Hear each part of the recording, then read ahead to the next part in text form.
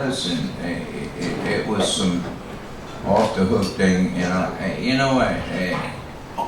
I like working with Dan. I like the fact that my granddaughter turned me on to him, and that it was the first thing she ever turned me on to. What, she give you the record? She turned me on to some old record that he had did, but I said, I like that. And it surprised me that I liked it, because anything else she ever played me was not something I liked.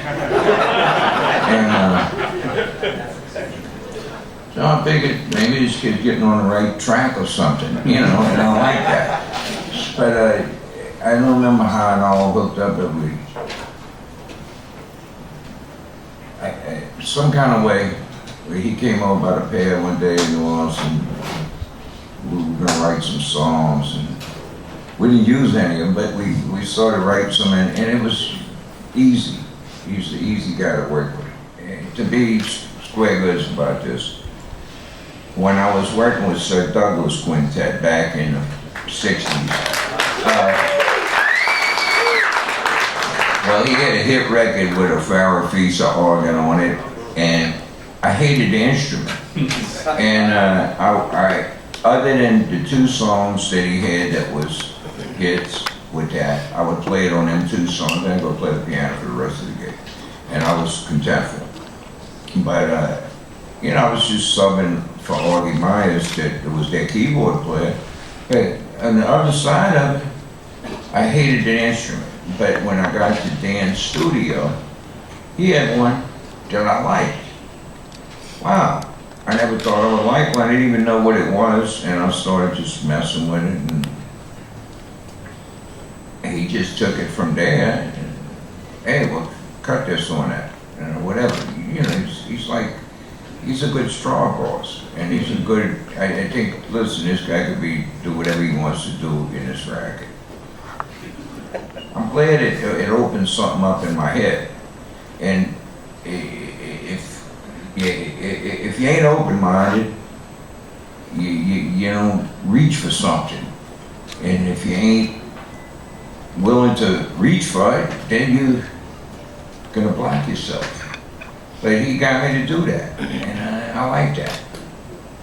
I don't think I thought that way in a long time. So it's really weird to me that it makes me feel like aged, when I'm looking at friends, grandchildren working with me, or children, and it's like, wow, I don't feel that old, you know, but I guess I am. You know, listen, I'm blessed that all my children is alive, and I'm blessed. You don't ever expect to, you know, outlive your sprouts. In life, there's some kind of inbred maneuver that says, oh, well, you'll die and then your sprouts will survive, and well, it's not necessarily true. So you gotta accept what goes down and still be there for the ones that's there. And I try to make amends to my children, because I wasn't never there for them. In some ways, I'm still not there for them. I mean, I got one of my daughters call me up, she says, you forgot my birthday. And I said, well, don't I usually do that? She said, like, you'll probably remember my sister's birthday that's coming up in a couple of weeks, but you forgot mine. I said, and I got it. She says, you remembered it for the last 4 years, and this year you forgot it. And I did.